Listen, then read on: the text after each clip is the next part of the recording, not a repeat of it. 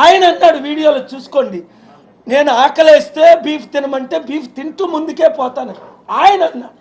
నేను క్రైస్తవుణ్ణి ఆయన అన్నాడు. నేను బాప్తిజం తీసుకున్నాను ఆయన అన్నాడు. నా భార్య పిల్లలు క్రైస్తవుడని ఆయన అన్నాడు. మా అమ్మ దీపం పెడితే మా నాన్న సిగరెట్ వెలిగించుకుంటాడు అని ఆయన అన్నాడు. నేను అన్నాను. నాకు తెలీదు. నేనంటే చాలా గౌరవం ఆయనకి. ఆయనని నేను చూపిస్తున్నాను. ఎందుకు? ఇలాంటి పనులు ఇప్పుడైనా మాను. ఆంధ్రప్రదేశ్ యూపీ కాలేదు, తెలంగాణ యూపీ కాదు, సౌత్ ఇండియా యూపీ కాదు. మణిపూర్ లాగా చేయాలని ప్రయత్నిస్తే చేయనయ్యో. ఇక్కడ హైందవులు 100కి 100 మందిని, 1000కి ఒకడు ఉంటాడేమో రాడికల్, 1000కి ఒకడు క్రిస్టియన్ రాడికల్ ఉంటాడేమో, 1000కి ఒకడు ముస్లిం రాడికల్ ఉంటాడేమో. మీరు హిందూ, మీరు రాడికల్ కాదు.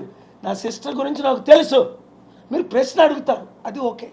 మరి రాడికల్ కాదు, మీ ఛానల్ రాడికల్ కాదు.